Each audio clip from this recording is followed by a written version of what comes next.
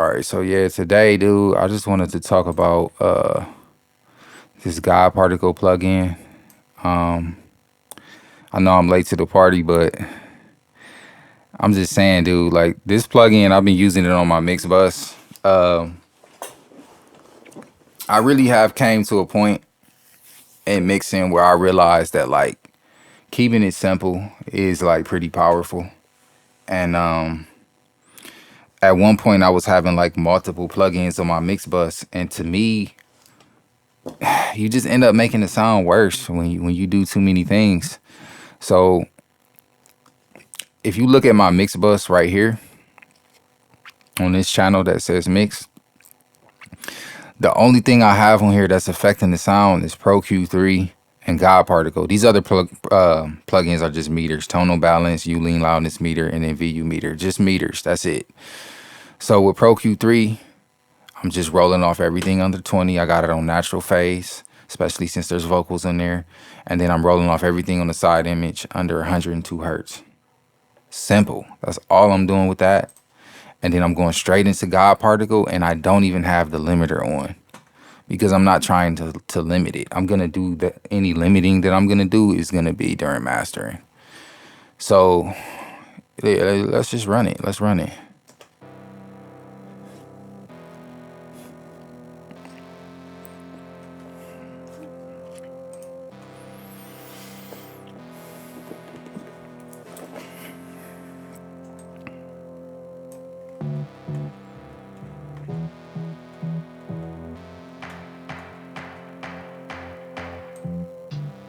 I don't need the world or its recognition. I just want God for your expeditions.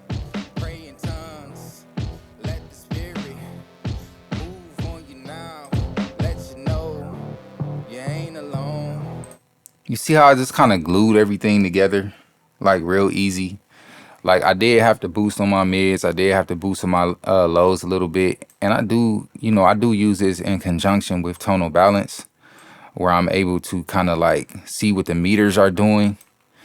And sometimes I end up breaking the rules a little bit technically. Like sometimes I'll be a little high right here, or I'll be a little high on the low mids, and that's cool. If it sounds and feels right to me, then that's what I'm rolling with. So, you know, I run them both at the same time so you can see. Let the spirit move on you now. Let you know you ain't alone. Read my Bible. I personally don't like my highs to be too intense. You know what I mean? I feel like my ears are very sensitive to that. I always prefer a warmer sound. That's why you see me pushing the mids right here, especially the low mids. That's why you see me pushing the lows. The lows feel good, and I'm just worried about the mids and the lows, excuse me, and the mids right here being inside of those green boxes. And if I'm hitting inside of these green boxes, shout out to Jason Joshua, man, I know I'm winning. You know what I mean? If what I hear sounds good and I'm in those boxes, then I feel pretty confident to like prepare to move on to the master, you know? And if for whatever reason, like in this case, I think my mix was a little high. As you see right here, I did pull the fader down on the mix bus. Now, if you look at my faders over here, I was leaving all kind of headroom during the mix.